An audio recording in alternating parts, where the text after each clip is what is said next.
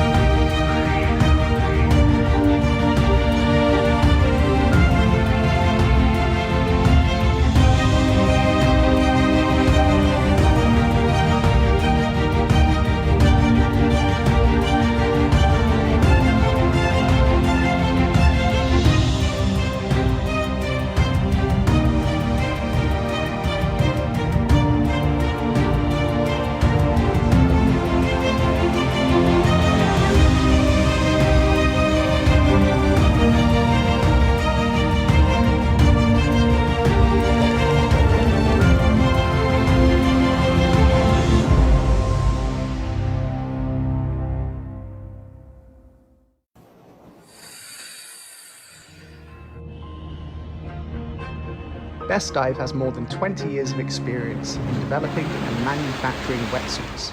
We use 100% Yamamoto neoprene with exclusive material license in China. Freediving champion Gideon Liew is our global ambassador. We collaborate closely with international and domestic freediving events. In 2018, TechDive was awarded the title of the most popular domestic brand by ADEX China. We offer a variety of styles and high-quality services. You are welcomed at TechDive.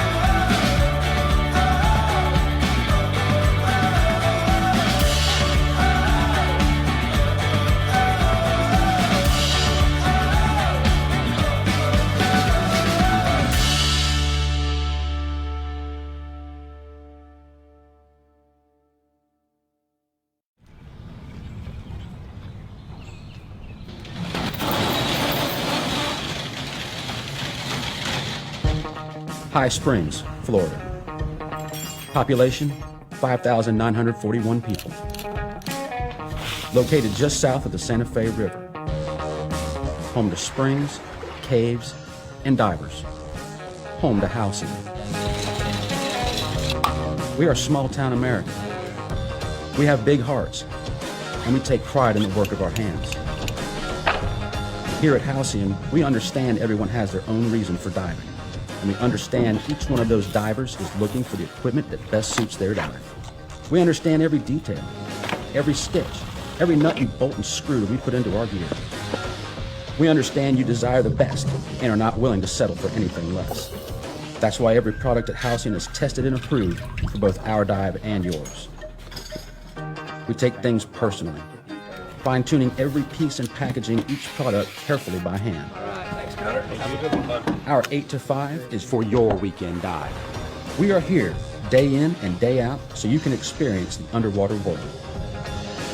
It's simple. This is why we do what we do at Halcyon. Because, just like you, we understand underwater.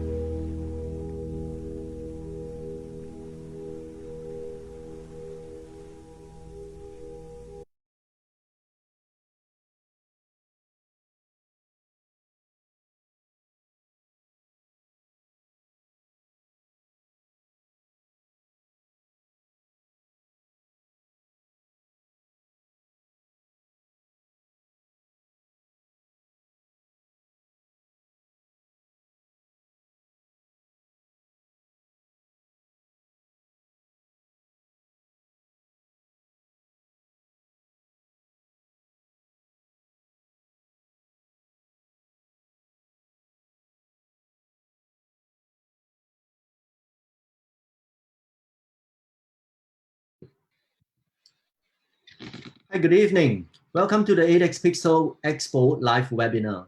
My name is Alphonse, Regional Project Manager for 8X series, and with me today is my colleague Jasmine. Say hi, Jasmine. Well, account manager for the 8X series in Singapore, China, India, and FedEx. Next up, this invited speaker has been diving since 1984. He developed his diving experience as a guide as well as teaching divers from island bases to live aboard boats since 1994. Started as an instructor with Scuba Schools International SSI, he has been certified with different agencies like PADI, TDI, DAN, and finally GOE. He is a scuba instructor, a global underwater explorer, Gideon Liew. Welcome, Gideon. Over to you. Hi, everybody. Well, thanks for the invitation to come and talk. I must say thanks, of course, to you, Alphonse, to Jasmine, to John Ted, and the entire team at edX for this opportunity to come and speak and share my passion with everybody. As you know, the virus situation has meant that some of us have to stay at home and wait till the all clear before we can go diving again. So I hope the opportunity here to come and share with you some of my experiences would be, sort of helpful to tide you through until the time comes again for us to be able to dive. Today I've been given the opportunity to talk a little bit about cave diving. I think that edX has been doing a great job in bringing different people and speakers to talk about different types of diving. And I just wanted to take the opportunity to share something that hopefully might be different for some of you, which is diving inside caves. Of course, cave diving is something unique, and I have many experiences I'd love to share with you as well. But with the time that I have, what I'm going to do is share. Just one moment.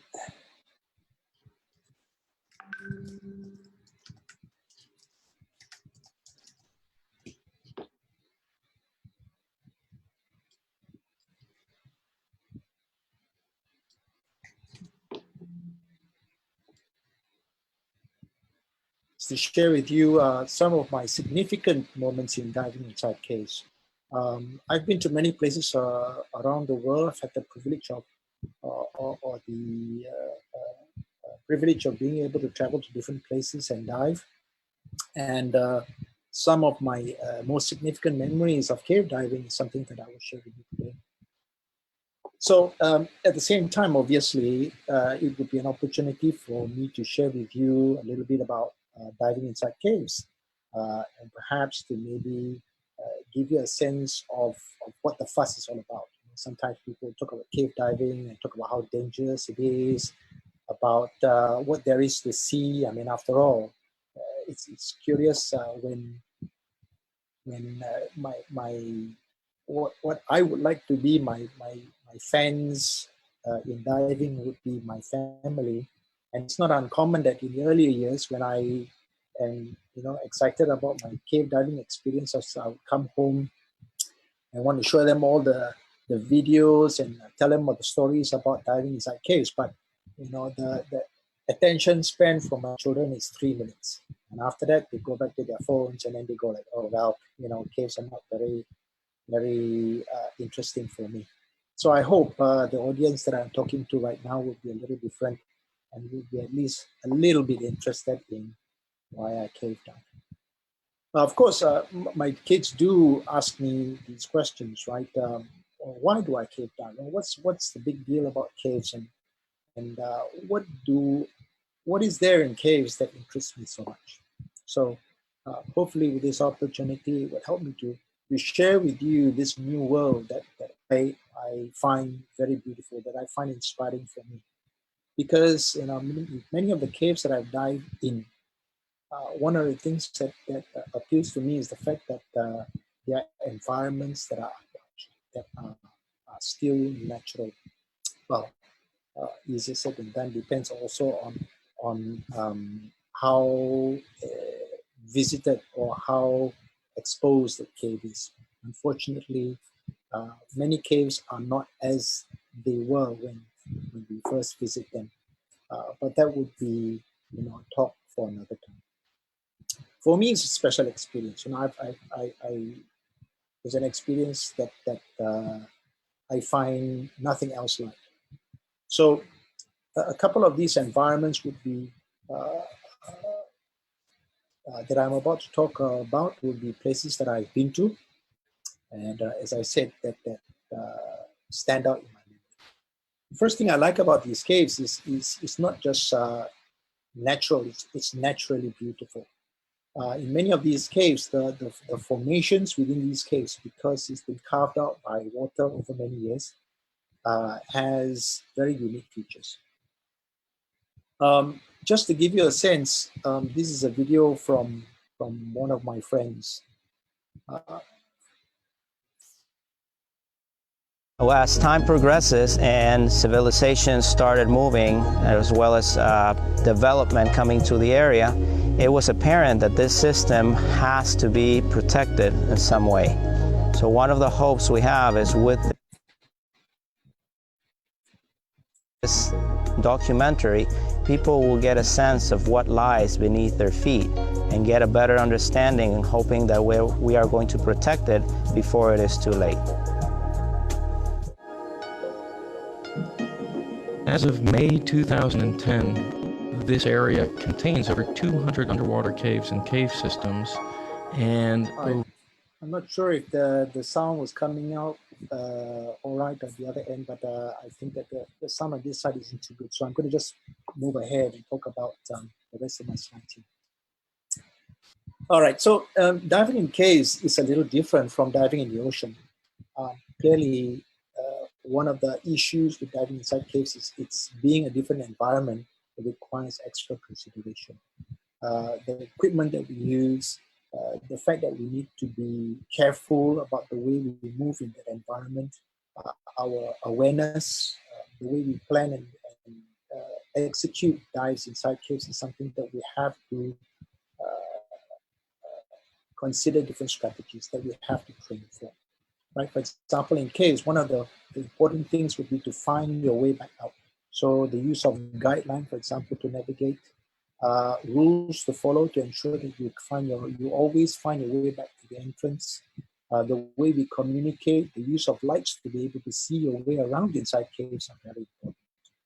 Diving inside caves, there are different strategies, but diving inside caves, one of the things that we advocate is diving in teams. So being able to communicate among your team members, following protocols to ensure that we are safe.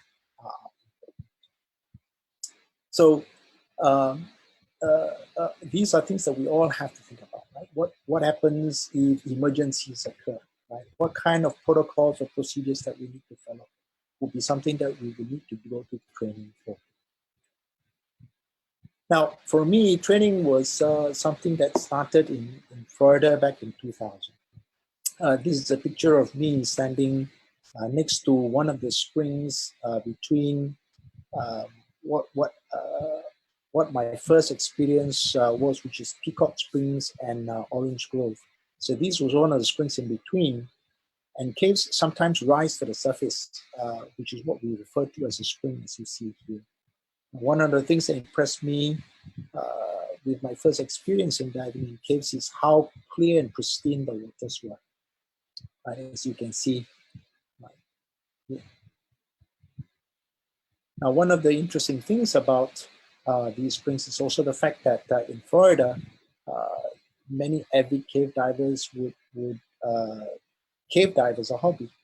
So many of these sites to be able to cave dive have been prepared for cave divers. So access to these sites were quite easy. Right? You've got these steps that are built purposely for cave divers to enjoy the caves underwater. Now, of course, having easy access to these caves doesn't mean that everyone can just jump in and go into the caves. There are many signs like this around these sites that warn divers, okay, please be careful, right? You don't want to just go in a little bit. these are sites that will require divers to have specialized training, cave diving training, to be able to access. So in Florida, or at least in the US for that matter, there are strict rules that prohibit divers without specialized training, cave diving training, to be able to enter these caves. So you'll have to follow rules there, like display your certification or sign in at certain sites in order for you to get into the caves. For me, I had to go to Florida to, I went to Florida to go through my initial cave training. This is with my instructor back in 2002, Tyler Moon. So here you can see me obviously going through a debrief with him after one of the dives that we did. Of course, cave dives have many things that we need to consider, hazards. This is not necessarily one of them. Till today, I've yet to encounter an alligator that was aggressive, but it's interesting to see sometimes these signs around some of these sites. Other interesting places that I've dived in. This would be a site called the Shaft. And it was at the invitation of a group of Australian friends that asked me to go over to Mount Gambier in Australia to dive this site. Now, of course, you know, with my perception of what cave diving was, you know, it was expected, or as I was expecting, to come to a typical cave entrance, right, which was a larger entrance that was obvious. But it was a surprise for me when driving up to the site here, the entrance wasn't very obvious. And it was only until we drove right up to the entrance next to it that I realized that the cave entrance was just a hole in the ground. And this is essentially a field that was supposed to be for cows to, this is a pasture for cows. Yeah? So an interesting story is the discovery of this cave site where one of the cows of the landowner here got stuck in a hole. So he came and he realized, okay, well, this is a hole that's not good because, you know, one of my cows might get stuck again in the future. So he tried to fill up the hole. So he would bring in initially wheelbarrows and later, of course, truckloads of rock and sand to try to cover up the hole, but to no avail. So one day he happened to have a good friend who was a diver, and he asked his friend, hey, look, you know, why don't you go inside this hole and see how far down, how deep this hole goes to? And of course, when his friend went down, he said, okay, well, it's not as easy as we think. Because, you know, when I go down, I can't see the bottom. They only then that they realized that the chamber underneath this little manhole that you see was a very large chamber. All right, so of course I had the opportunity. We had to have special winch equipment to be able to enter. And then just into the surface, just into the entrance, you see the surface of the water here. Now the size of this pool of water is about 10 meters across, 10, 15 meters across.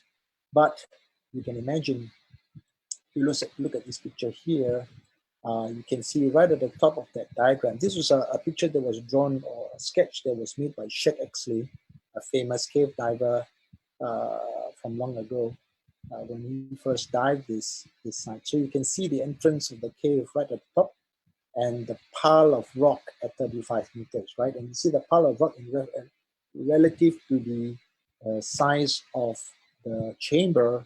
You can imagine how many truckloads you think it would probably need to fill up that hole. It would take a long time for the farmer to fill it up. And here's another more accurate picture from the Cave Diving Association of Australia's website. And you can see,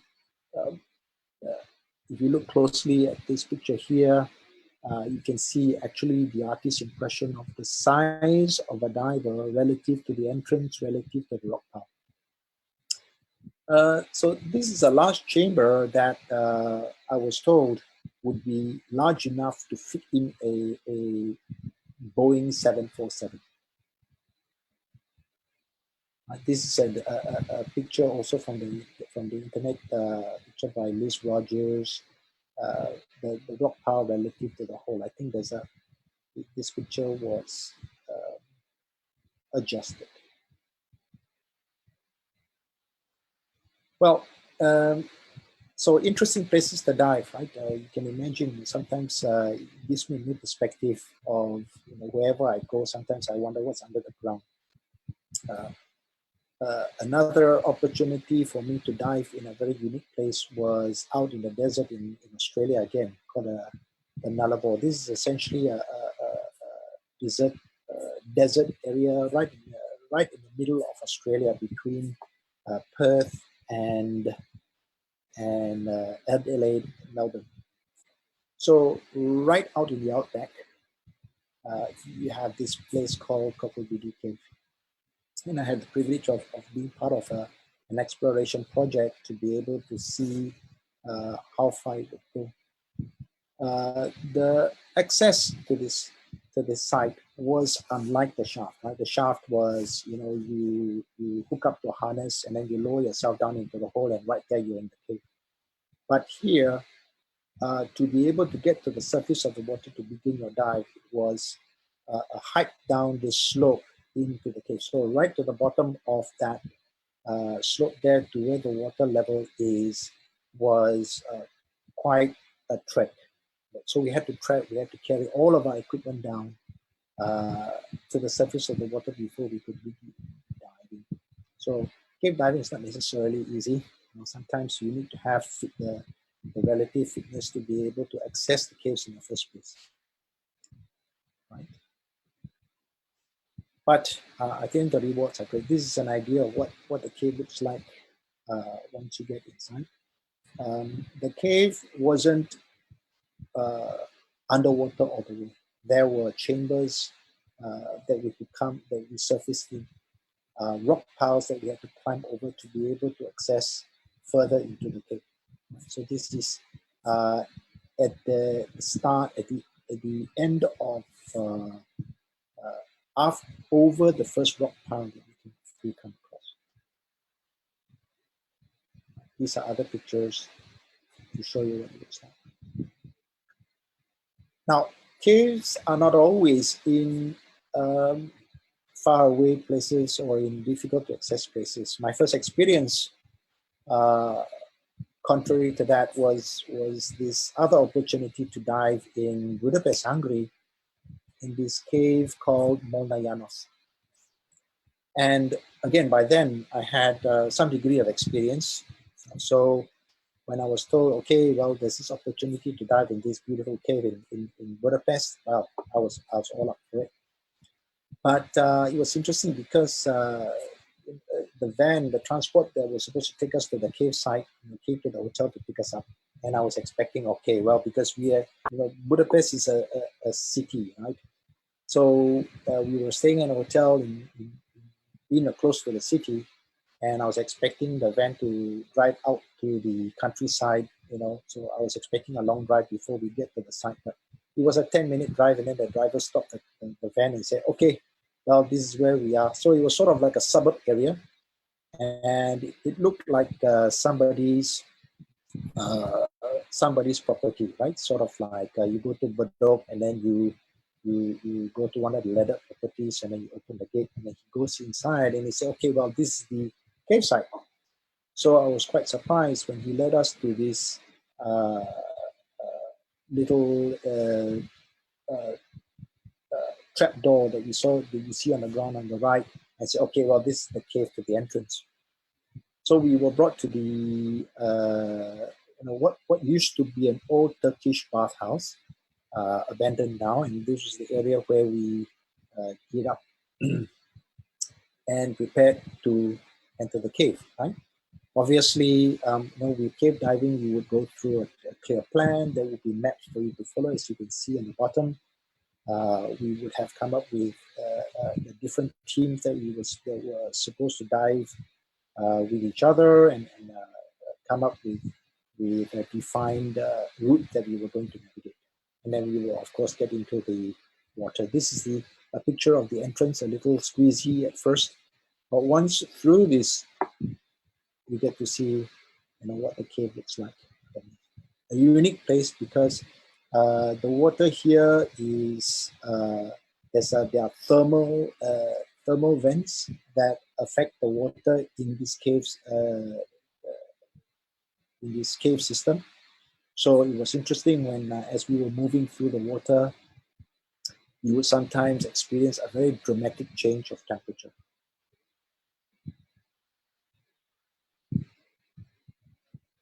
Not all caves are natural. Some of the caves that I've had the privilege to dive in are man-made. Right? Mines would be considered something that was made by man.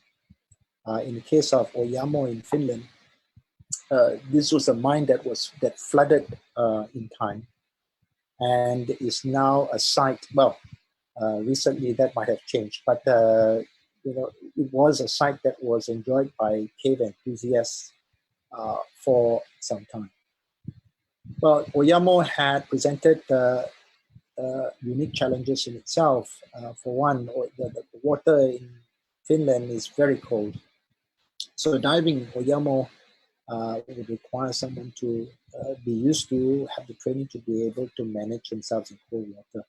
Right? Coupled with cave diving, it was especially important for you to have good thermal protection, to have procedures to follow in case your thermal protection fails. What you would need to do to be able to come out of that cave or the mine safely. But again, a unique environment for me. Why? Because the cave, unlike naturally formed caves, was quite different. You could see that the walls and the environment was carved out. It wasn't like the usual natural caves that and the terrain that I was used to. Coupled with the fact that you would come across many unique man-made or structures or items that set apart this experience from typical caves that I was used to diving in. This is an example of that. You can see a light bulb that sits right in the middle of the picture that is still intact, probably used by miners in the old days to see their way around the mine. Now, in many caves, like in Oyamo, the cave system or the mine system was quite extensive. So to be able to get to certain places reasonably quickly or effectively, we would have to use tools like diver propulsion vehicles to be able to access some of these sites, these areas. Here you can see one of my friends, Pekka, who is using a DPV, and not only that, he has his video camera mounted on the DPV itself. So this was a picture taken back in 2000, before 2010. So back then, GoPro was not very popular, not available yet, let's say. And back then, if you wanted to film or take pictures, you would have to carry larger, more bulky camera systems with housings. This one was already considered advanced back in the day. A quick video just to show you what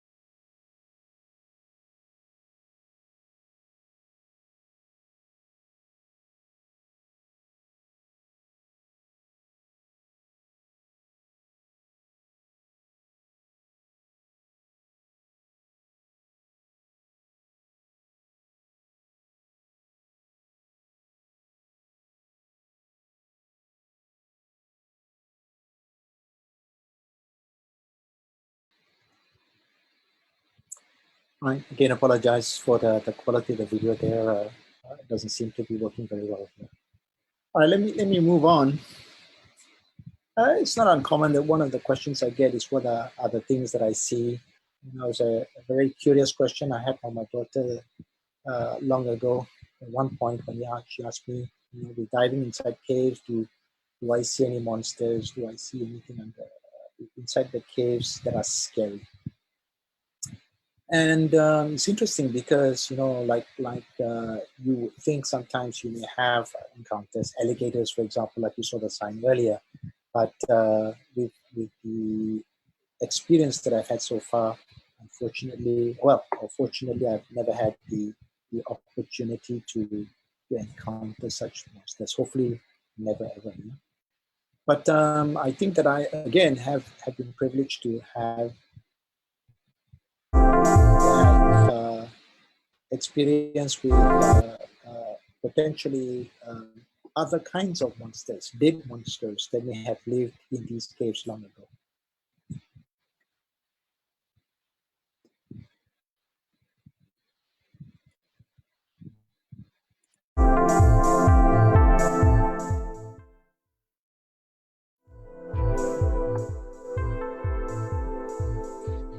The caves are also very important from an archaeological point of view.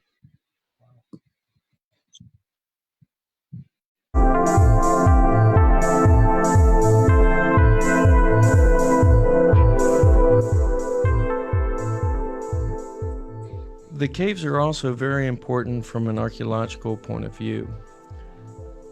There's the obvious connection of the ancient Maya civilization with the cenotes, and many cenotes across the peninsula will have artifacts from the ancient Maya civilization.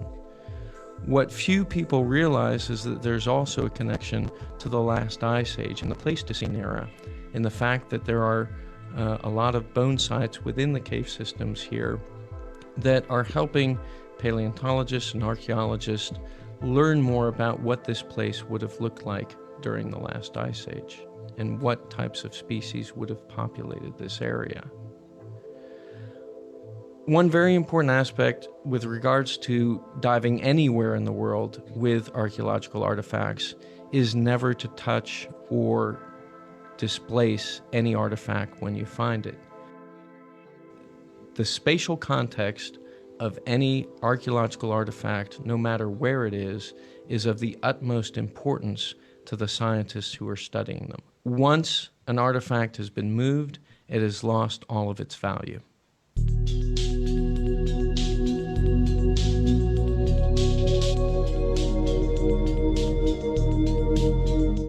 Right. So with the video, one of the things about diving in these caves, especially some of the opportunities I've had to work with projects that would involve working with scientists, with archaeologists in different parts of the world, was the ability or the opportunity to see and experience sites that contained artifacts that were left behind from civilizations or the remains of animals that were significant in archaeology in some of these caves that I have visited. So working with these projects, I've had the opportunity to help these scientists document some of these artifacts, right, these remains. Here you can see a skeleton of a prehistoric bear that we dived in Mexico to find. Now you can see in the photo, you see that there is a scale there. This is interesting because in the earlier years of working with projects like this, I realized that with sites like this, you have to be very careful not to disturb the site because by doing so, it may render the value of these sites reduced or damaged. So one of the things that I had to learn was to be very careful, was to have really good, precise control skills to avoid touching, to avoid influencing or causing damage to these sites. Another thing that I learned was that many of these sites had, in order to document them effectively, there were rules. There were some things that you had to do, like for example, the scale was a very important component. Without putting a measurement scale, it was difficult for scientists to determine the size of these objects and would render the documentation unuseful.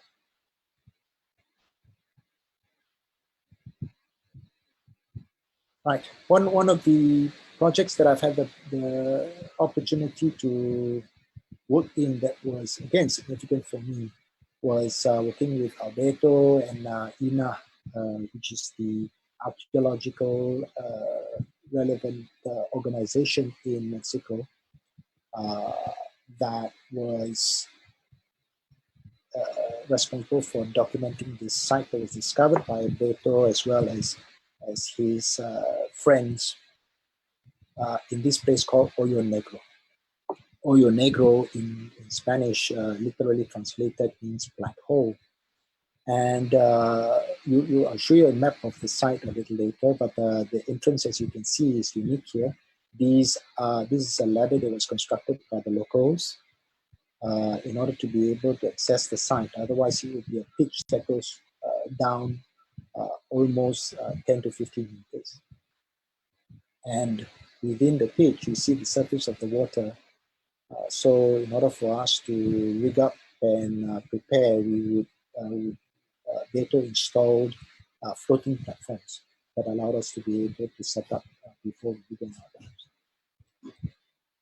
So a map like this, as you can see, from that entrance, which wasn't very far away, it's about 100 meters from the cenote entrance, the cenote being the entrance to the cave, as the Mexicans would call it.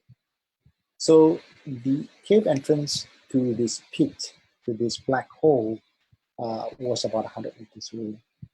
The typical average depth from the entrance to the pitch, to the pit, was about 10 to 15 meters. But once you get to the pit goes down to the bottom as deep as 55 to 60 meters. So the interesting thing about this pit, when it was discovered, was what they found at the bottom. Now, these are just a few pictures to see, for you to get a sense of what it looks like. This is once you enter the cave entrance. Once you enter you can see the floating platforms on the surface over there. That is the cave entrance you see in front. And then if you turn around 180 degrees, okay, that will be the entrance. This will be a picture that you see toward the pit. And then when you arrive at the pit, this will be the you see. So this is big black abyss that you see in front. And you know, for the typical cave diver, usually you would have reference like the floor, the walls, the ceiling, or you know, you're traveling in a cave and suddenly you come across this really pitch black open space. You know, becomes this. It was very exciting for us to find. This place is very unique because this pit must have at some point in history been accessible to the surface, because animals would come and usually they would come probably in search of water, only to fall into the pit unable to get out. You can imagine at the bottom of the pit there was, you know, we found the remains of many prehistoric creatures that is considered to be of great archaeological value to scientists. Here is an example of the types of creatures that lived back in the early prehistoric years long ago. And the ones that are circled are animals that of which remains were found at the bottom of the pit. I think there were total of, and there may be more, but from last I understand, there were about 25 to 30 sets of animal remains found at the bottom of the pit. They belong to prehistoric animals. Animals like bears,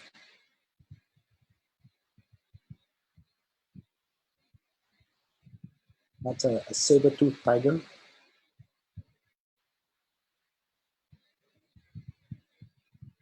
a puma, different types of pumas, and not just one. There are some of these skeletal sets of remains. There were more than one animal of the same type found at the bottom. Even, well, it's not exactly a mammoth, but probably a close cousin. Difficult for me to pronounce the names. You can imagine that it was fascinating for me to come across these bones, because the size of these remains of these bones were massive. For example, this hip bone that you can see. I mean, of course, things that may appear larger and closer underwater, but I would imagine that this hip bone was as big as the width of a small car.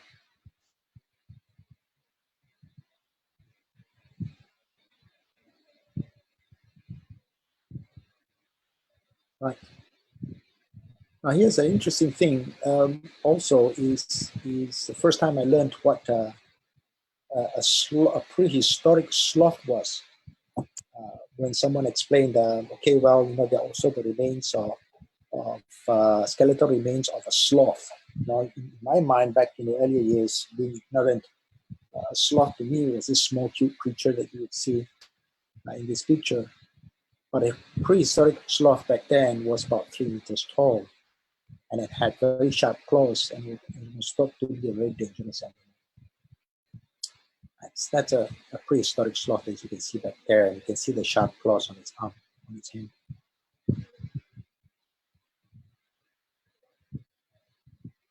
So this will be the remains of skeletal remains of a sloth that we find at the bottom. Right, now you would imagine all of these animals would be again an exciting find relative to archaeology.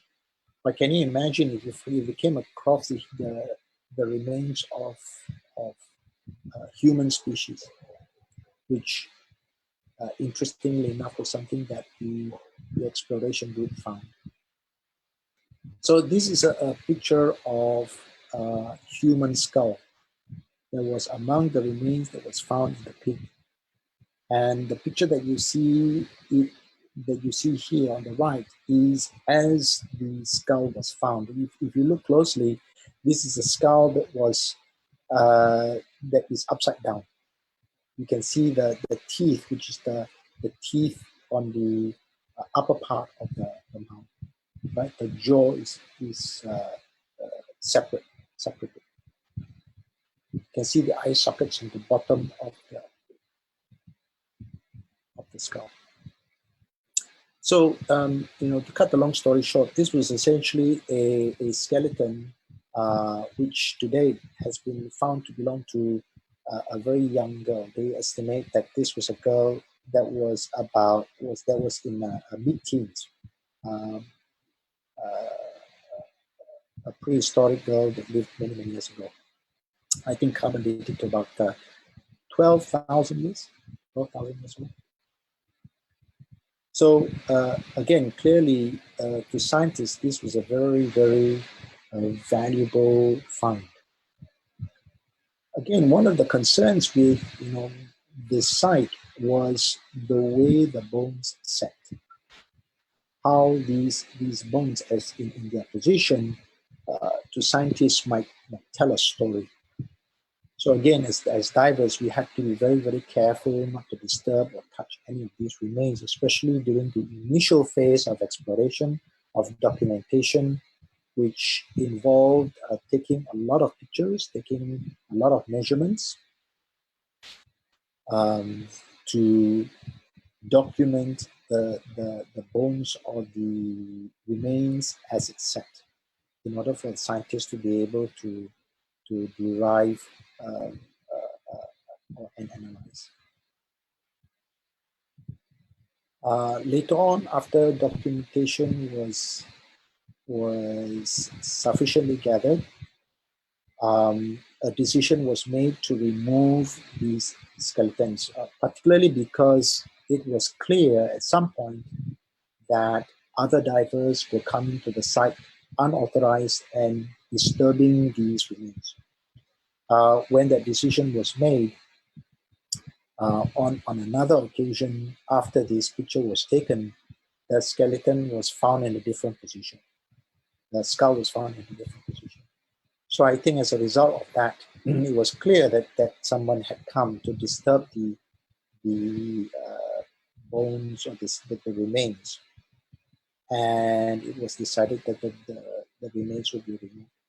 Plans are underway to replace the original skeletal remains with 3D replicas, in order for other divers to appreciate how the skull and the remains were found in the past.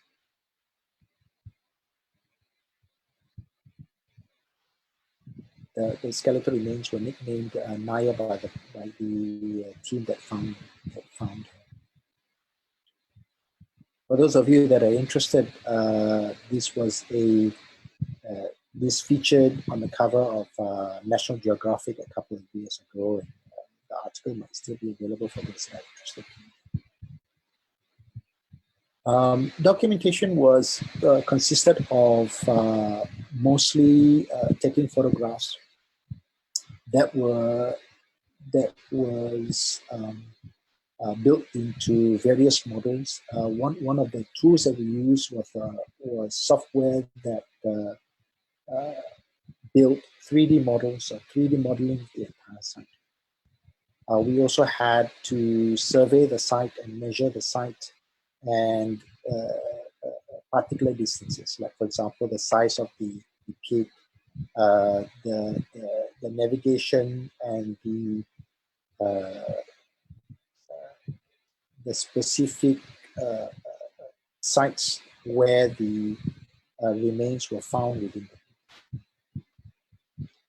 This is a project that is still ongoing. Right, now there are other unique components that we found within the pit as well. In surveying the pit, this was one of the interesting things that we found, that on the side wall of one of these pit, of Oyo Negro, of the pit, was this charred black area. And initially we were uncertain about what it meant or what it was. But on closer inspection, it seems like this pit had a fire going in the earlier years. So we came across the charred area, the side of the pit that was blackened. On the base of that blackened section of the cave, we found this pit that looks like a fire pit. Closer inspection of the fire pit, you can see the remains of animals as well. Again, I'm not a scientist, so I would stop short of coming to any conclusions. But if I had to guess, you can imagine how this might have been a barbecue for prehistoric human beings long ago. So again, many different opportunities that have allowed me to experience, to have a very unique experiences in working with different groups of people that allowed me to dive in special places that I never imagined I would have the opportunity to dive in and to be involved with. Obviously, to get to be able to enjoy some of this, for those of you out there who find this interesting, requires you to have training, right? People ask me all the time the different qualities that you might need. What do I need to be able to be part of these projects, or to be able to enjoy diving in caves? Naturally, over time, apart from training, some of the qualities like good fitness, good control skills, having cave diving training, so you know how to plan dives, how to be able to be aware of the risks and dangers and the concerns that might be prevalent in cave diving is something that is critical for you to do. Also very important for you to be aware that apart from training, experience is also necessary.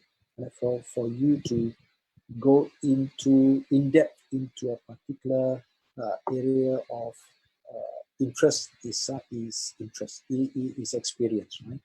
So it's not, cave diving isn't something that you get into and that you start to do aggressively right away. It's something that you build up to with more training and more experience. These are just some of the areas or aspects that would be that you would receive training in order to be able to dive effectively in caves. All right.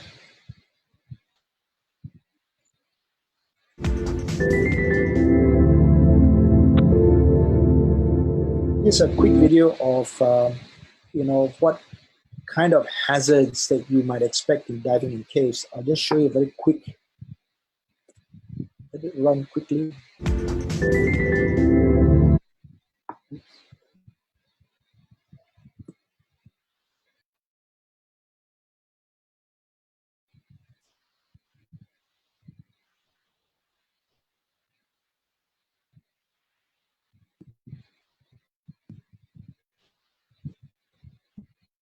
All right.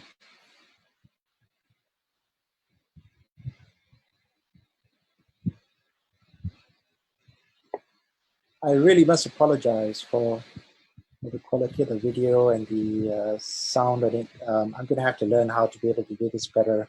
I'm still new to the online thing.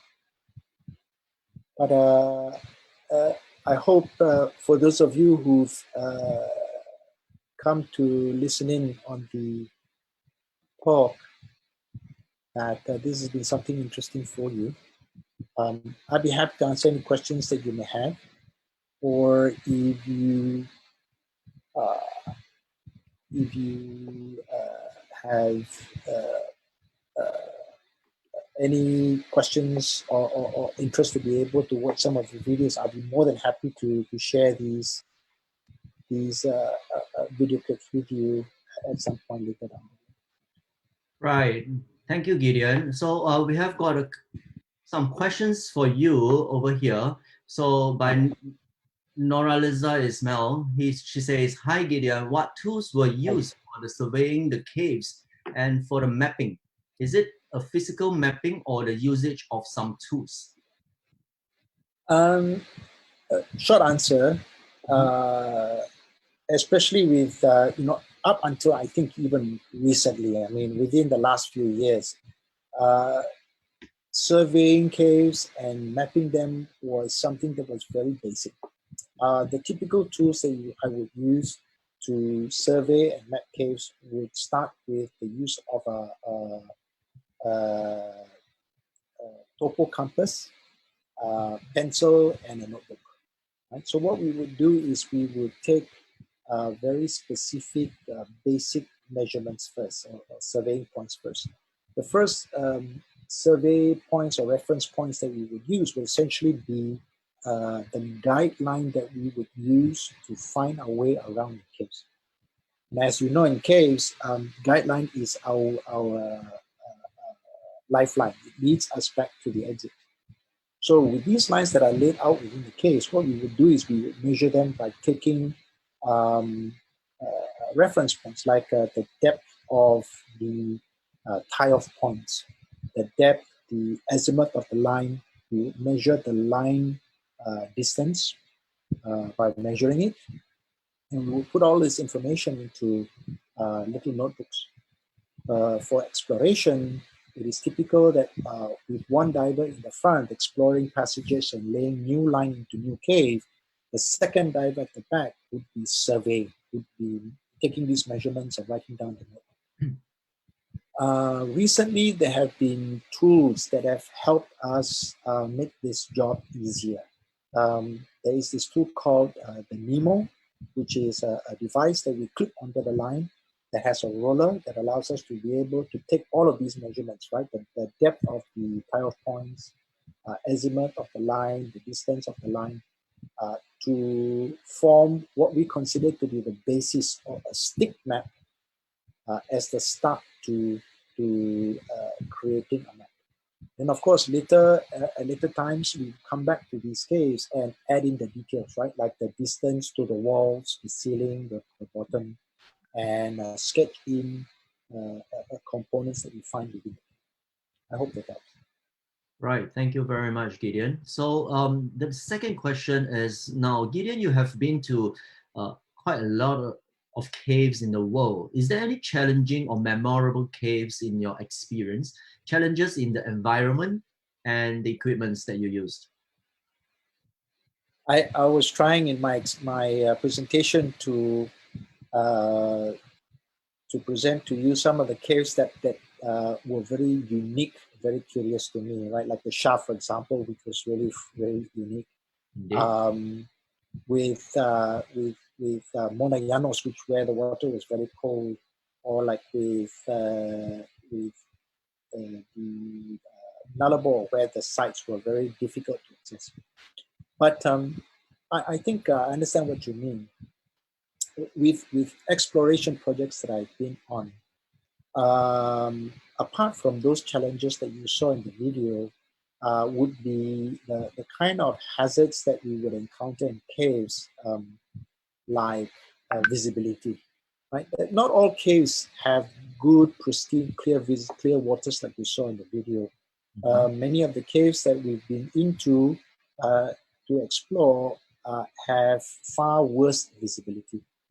Or what is the most concerning is, cave environments where the water is initially clear, but turns into poor visibility along the way due to change in weather, change in the conditions within the cave, which can be very dangerous. So, one of the things about diving in caves is the need for you to be very aware of the conditions and the risks that these conditions pose. To give you a final example, like the mine in Oyamo, the water is really, really cold. So, you have to imagine that if you are at the maximum point of penetration, what happens if your suit floods? You need to know you'll be able to get out and not freeze to death. Or more simpler basic concepts like do I have enough gas to be able to handle emergencies if I come across those situations inside caves. So have I encountered these life-threatening near-death experiences? Thankfully not yet. I think that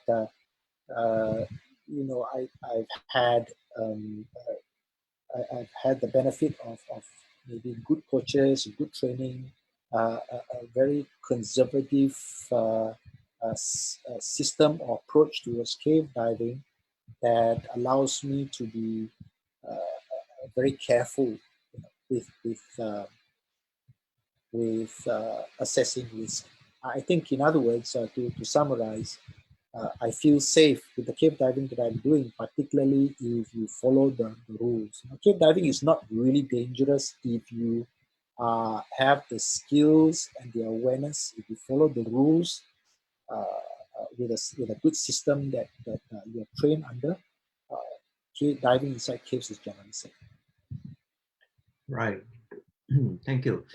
Okay, one more question. So I'm sure there are actually those who are keen to try and be proficient in cave diving after looking at the Well, But yet, I think still have the fear of being in tight spaces, being like, claustrophobic. So what would you say to those who is on the fence about cave diving? It's an extreme sport. I have to be frank. Diving inside a cave is not for anyone that is afraid of small spaces. Right. I think that with training again, a good instructor will help you to realize that. They're not going to take you far into the cave, and frighten you. I think that for those of you which are uncertain about tight spaces and being inside the cave, one of the approach I do with cave training is to take my students very gradually, to expose them very gradually to the cave experience. Start with the cave entrance first, and then see how they feel, and move further inside a little bit. Of course, coupled with good planning and good skills that would usually bring confidence to divers who intend to go into this kind of diving as well. Yes. Yep. So Jasmine, you have got a question for Gideon as well. So what's your question?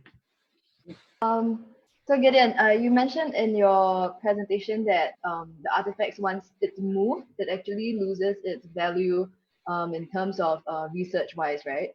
So I'm asking, how is it that with the change in current, change in conditions and all that, how do you determine what was the actual position or the actual arrangement of these artifacts before any of the currents or any of the conditions will actually change? Right. Good question.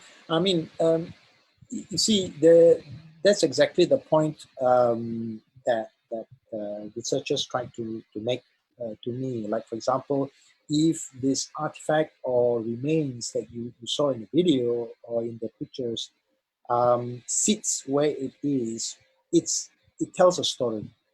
So if it was moved there naturally, right, a typical scientist might be able to analyze it, might be able to investigate, right? Okay, with the flow of water, with the movement of water, with the change in the cave, and not just over that specific period of time. You must imagine for an artifact that ended up in the cave, where did they come from? Was it moved there by the entrance through water flow, or was the cave exposed to the surface that allowed animals to access?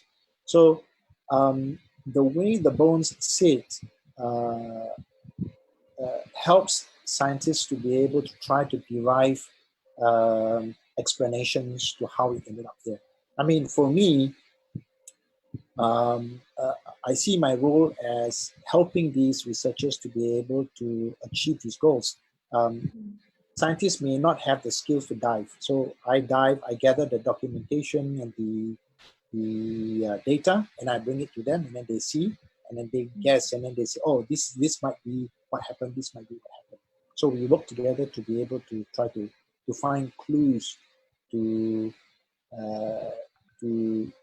theorize how these remains got there in the first place. I mean, I would never imagine, how these, can you imagine this big sloth with the big mammoth, they climb into the small cave and then end up there on the bottom. It's just amazing. Exactly. Okay, I think we are running out of time already. So just want to say thank you to you, Gideon, for such a very informative presentation, which is super interesting. And I hope one day I'll be able to do cave diving the way you do. Though I think almost impossible. But just for those of you who are aspiring out there, when I started diving, I never imagined I'd be doing this stuff. So I would say never. Of course, it's not easy to get to some of the sites that I'm talking about. But just like with anyone who is passionate enough, if you have the interest, you're passionate enough, you find the right people to help you through proper training, and of course you got to keep up with the experience. who knows? Maybe one day you might be diving inside caves. Yeah, I hope so. One day, one day. Yeah, so I think your sharing was really, really super insightful. And I'm sure if anybody who has such questions about cave diving or even anything about prehistoric artifacts, I'm sure they can look for you maybe on Facebook and reach out to you if they have any I'd be questions. more than happy to. That's I'd be more than brilliant. happy. Thank you for Thank always supporting the diving community. and thank you, Jasmine, and our friends too. I Yep. really appreciate Right. the So work you all are doing. Right. So before we end this panel, remember to stay tuned to our live webinar at 8 p.m. We have Mark Roche sharing with us on how everyone can scuba dive. So let me just share your screen, and this is how he looks like. It's called Disability and Leadership. So the title is Recreational Scuba Diving, Disability and Leadership, right? And once again, thank you so much, Gideon, and look forward to meeting you in person at the ADEX after the circuit breaker. You're welcome. Thank you. Thank you for your time. Goodbye.